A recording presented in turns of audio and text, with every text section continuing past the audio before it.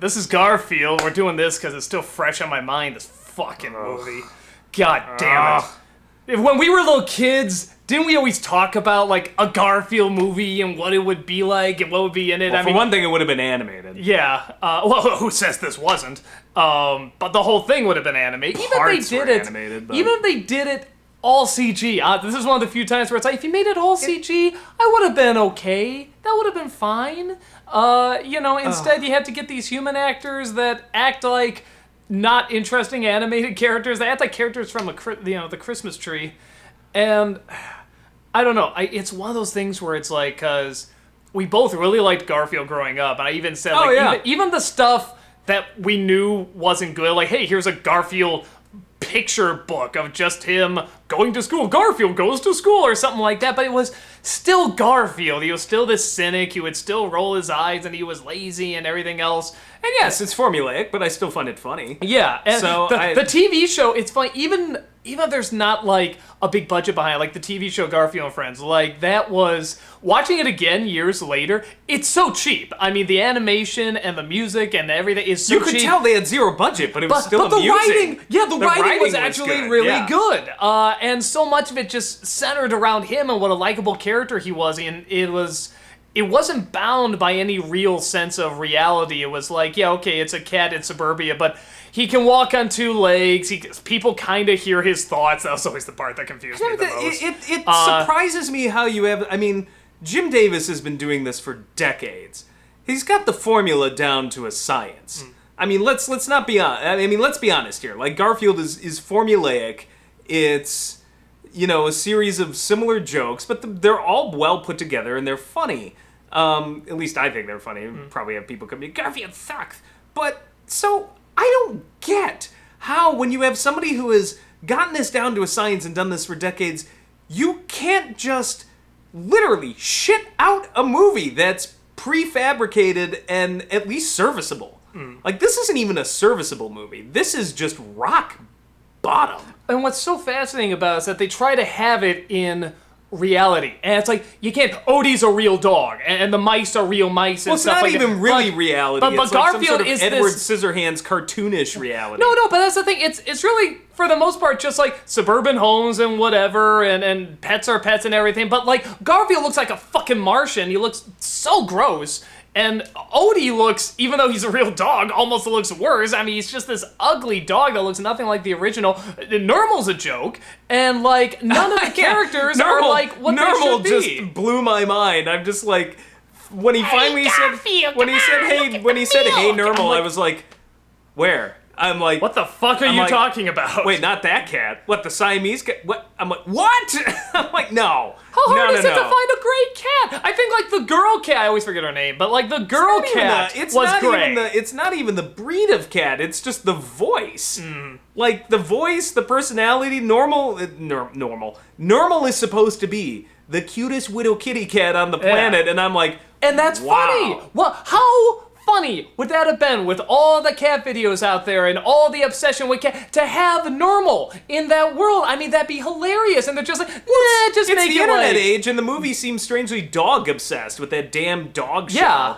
I'm like, really? Like, we couldn't have made it about, like, there's your better plot. Like, have it be a competition between Garfield and Normal for cuteness. Bring the internet into it. If you're gonna go that stupid reality route, like, and here's what I was realizing. The scene where Odie goes in the middle of the show and starts jumping on his legs, everyone goes, like that. I realized, there's that one guy I always try to cut to whenever with I do the giant Petco sign that the camera the camera always seems to have that Petco sign somehow in frame. And Wendy's and Pepsi and Ace Hardware. It's like, okay, so they, that idea of Odie going in, just jumping on his legs, and everyone standing and applauding. I could actually see that in a Garfield special in that world, but Garfield would be like doing something like, he'd be like a samurai or doing flips and kicks and something like that. And then just, crickets would chirp. Yeah, and crickets would chirp and he'd walk off, and then Odie would go up and go like that, and go, that would be the joke, and that would be funny. But there was no payoff. And they didn't have the reality that Garfield had, this really flexible, funny reality. It was like, no, it's pretty much just supposed to be the real world, except there's a talking cat who you can't hear. And I'm hard-pressed to think of a movie I didn't see Terminator Genesis. I'm told that one's pretty miscast. But this, shockingly, ridiculously, pathetically miscast. With the exception of Bill Murray. With the exception of Bill Murray, every single person is absolutely wrong, including the dog. Yeah. Including the cat that plays Nermal. Though I didn't mind that he was Siamese so much, but I don't get it. How hard is it to find somebody to play a goofy John Arbuckle? Yeah, or be a geeky-looking Liz. Liz was probably the closest, but even she looks way too good. Yeah, she was way too nice. I mean, they were supposed to be geeky people, and I don't know. Yeah, I mean, it's one of those things where it's like we enjoy Garfield. Garfield is not funny for the jokes. I mean, whether you like the jokes or not, that is not the reason Garfield's funny. Garfield is funny for the people and for the personalities and for the characters. These and the blatant cynicism. Yeah, these are such great characters, and I think that's why people relate to Garfield so well, is because, I mean, at the time, and even still kind of now, he really does kind of represent this part of America that wants to enjoy the laziness and enjoy, I'm lazy and fat, who cares? And I'm cynical and I'll make fun of stuff, who cares? I'm me. And there was kind of this point where it's like, cool, he's kind of comfortable with it, but he's also kind of likable. He's never quite goes too far. And even when he does, he sort of backtracks and realizes he's gone too far. And I guess they were kind of getting that. I mean, Garfield himself, once in a while, it's like, okay, that kind of seems right, or that seems like something he would do. And like I said, Bill Murray's voice is very good for it. But, yeah, it just seems like we're just doing jokes. We will have this thing with Odie, which is kind of a constant story arc that comes back with them, but aside from that, it's just jokes. Who would want that kind of exposure? I need a CAT scan. A CAT scan! Oh, but we're going to Chuck E. Cheese? But the jokes aren't funny! Yeah. A Garfield strip will make me laugh, not all the time, but I still will get some laughs. I can't think of a single joke that I laughed at in this film. Not a one. But that's the thing. I can read a Garfield strip and not laugh, but still feel good. It's like, oh, that's what Garfield's up to. That's how good a character it is. There was no character in this movie. Yeah, no, and even with, because that is true, that, John and Liz, I guess, are now dating. I found this out doing research. I haven't read it in a while, but I'm just like, really? Okay, and a part of me just sort of went, good for them. Yeah, I'm like, good for them, John finally gets lucky. They moved on. And Liz finally settles. And it's one of those things where I was just sort of like, it almost makes me want to go and read and see what happened Garfield had there. personality, and Garfield knew how to appeal to kids. I liked the little specials they did. The Christmas special is legitimately touching. Yeah. I love the, what was it, Babes and Bullets? Yeah. They knew those how books are so They knew great. how to grab kids in and be good. The specials knew how to be goofy and grab kids in. I'm trying to think of films I enjoyed as a kid. I would have loved this. No, I would have been bored. I would have been bored off my ass. And thank God we didn't have cell phones back then like we do. If we had cell phones like we do now in the 80s, yeah, the whole movie. This movie sucks. Yeah, I just would have been sitting here playing games, and I would have looked up occasionally and like, yep, still sucks, and back to Angry Birds or whatever. But it just fail. It feels like, fail again, on every level. We're kind of talking about, I don't know if this came out at the same time as Thomas the Tank Engine, but we were kind of talking about how there was just this idea of you know what, just do it, throw whatever you want. I mean, but make sure it stands to this very But make sure Garfield's dancing to Black Eyed Peas. That's what I wanted to see. Yeah, that's all the jazz and all the nice music that has been in all the specials and stuff like that. And we get this, the Black Eyed Peas are like Cuban pop or something like that. But how the fuck is that Garfield at all? It's not. Hey, who's willing to whore themselves out right now? Throw that song in there. Yeah, that's what it feels like. It feels like just another corporate sellout, and we can do it for a kids' film because the whole movie it's fucking kids. The whole movie was we a don't give a corporate shit. sellout. The fact that some people are just like, oh, you bring up Man of Steel, but this is that.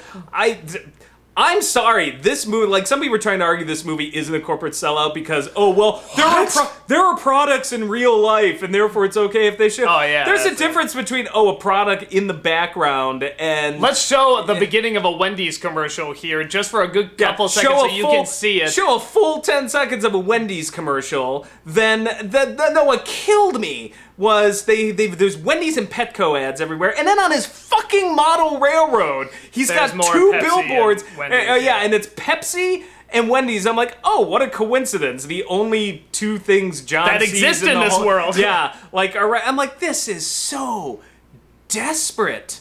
So desperate. It's just sad. And if people can't see that and they're like, well, I don't think it's a corporate, they're like, get new glasses, get contacts, something. Like, what movie were you watching? You did notice it in Man of Steel, right? I mean, some people are upset that you just say the words Man of Steel. So mad that some people just take it down from YouTube. Some people were trying to say, well, you should have gone with something like 8 Crazy Nights, or I thought that was different because honestly, I thought The Mall made more sense within the context of it. I'm like, well, at least he's having this flashback or dream sequence or whatever in a mall. Well, even then, in 8 Crazy Nights, I went to Man of Steel, so it's like I'm just gonna do it again. But I'm like, this is so blatant, and the way the camera just, like, I love the whole crowd set up at the giant Petco sign in the background, and then like he trips over the Petco food, and I'm like, I have the sudden urge to buy only Petco products. Hey, here's the thing, it's an interesting combination because product placement, it's everywhere in movies, and it's how well can you disguise it, or how well can you even be blatant but funny with it? I mean, use it to your advantage. This wasn't even funny. It was just it wasn't funny, and there are times where it's like, if it's really all over a movie, it's fine, just make it work for the movie, and that's why I think Man of Steel really pops out to me, because, like, that was, like, the one really cool scene, that action sequence, but they also put all those product placements everywhere. And that's the funny thing distracting. is, in retrospect, most of what I remember from that is like, oh yeah, they crashed into an IHOP. Like IHOP. No, I remember IHOP, Sears, U-Haul, the gas station. I forget. If that's what you end up remembering, your stupid product placement is distracting. And Man of Steel got a lot of shit, not just from us, from the internet in general. So, and the few defenders who want to defend the product, listen, if you like Man of Steel as a movie, that's fine. I don't care.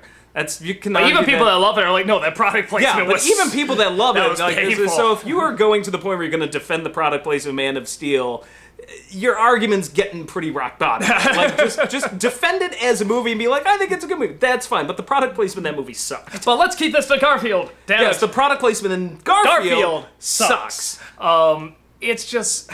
And you know what blows my mind too? At least I can think... thinking like advertising executives and people who run these corporations, I'm like, Man of Steel. I'm like, okay, if I'm going to do a product placement in a movie, I'd be like, well, there's a big summer hit. It's like, who wants to be associated with the Garfield movie? It was a hit. They made a sequel. I'll tell you this, it had the opposite effect on me, because I never want to go into a Wendy's or a Petco again so long as I live. I never did before anyway, so now I'm even less interested. It was so obnoxious that I'm just like, no, you can keep your square hamburgers. I've had it. I'm out.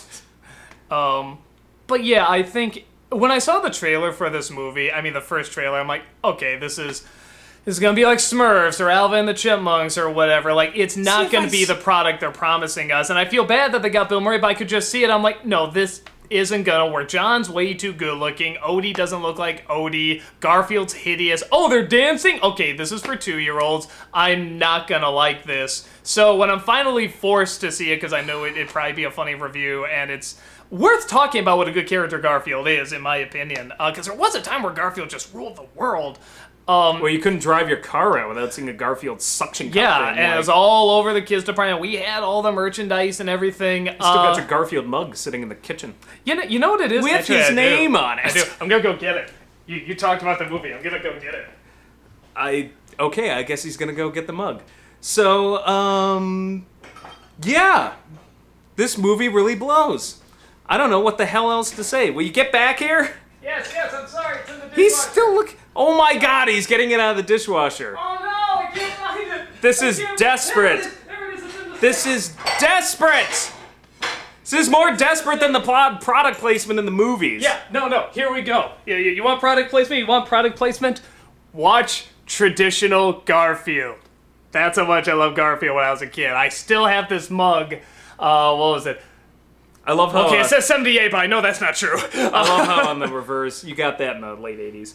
I love... Or was it mid 80s? No, late 80s. Yeah. I love how in the reverse, though, through the viewfinder, it says, good. God. God. It's God spelled backwards. What's missing? You. Join my religion. That's the other thing. When you were talking about the trailer...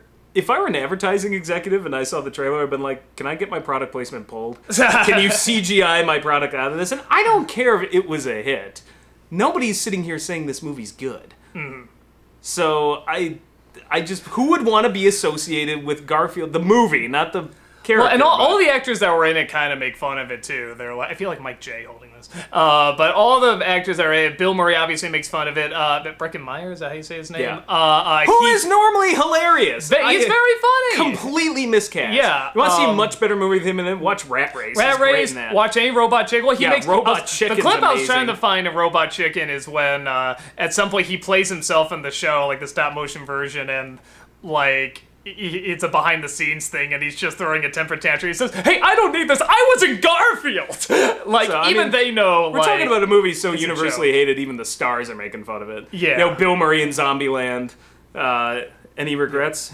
Garfield, maybe. Yeah, I mean it's. Look it up. I mean that is all true. They thought it was one of the Coens. It's when Garfield just started dancing to the Black Eyed Peas. I'm like, okay, this we're not trying. This is trailer fodder. This is desperation. This is something you cough up only when somebody's put a gun to your head or your cat and says, "Give me something in 2 seconds."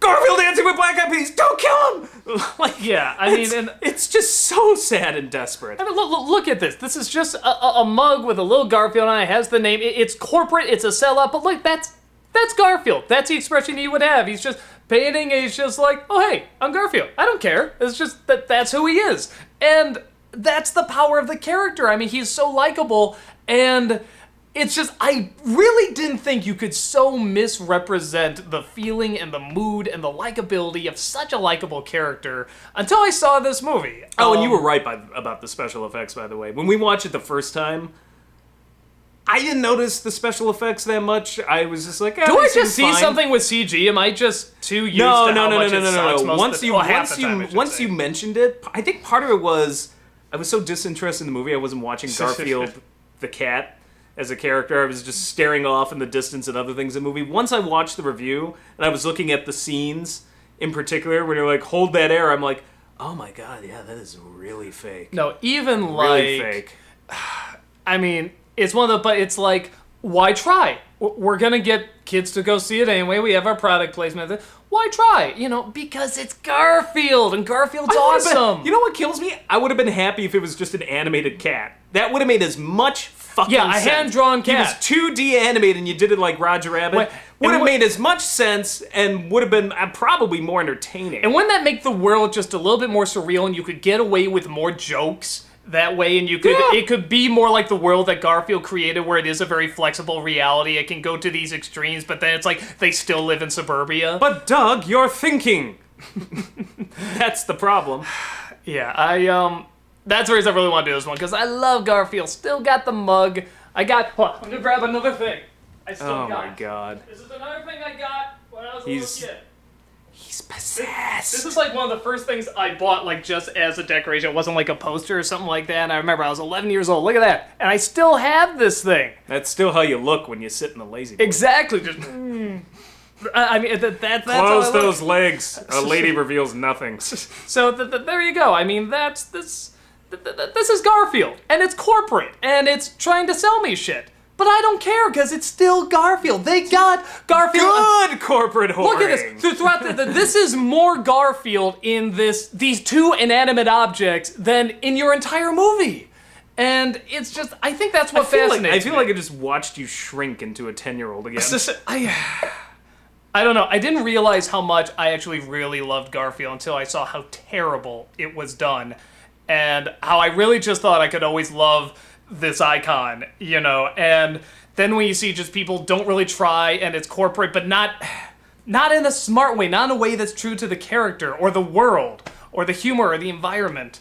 And yeah, it was a bit of an eye-opener, I guess. I think, again, that is the benefit of reviewing bad movies, because you really can see how not to do certain things, because this is still corporate, this is still merchandising and selling out and stuff, but it's still the character. You got it. This is who he is. He's never been the size of the sofa or whatever, but it's like, you got it. You just sort of buy it's that flexible reality, and this one, there's too many rules. There's too much, the mice had to be real mice, but he has to be computer generated. All the other pets had to be real, but they can talk, and then Odie can, and then the people are real people, and it's just something where it's like, but it never goes full extreme, full cartoon, full goofy, and it just plays it way too safe and way too corporate and not fun. Here's an idea, Hollywood.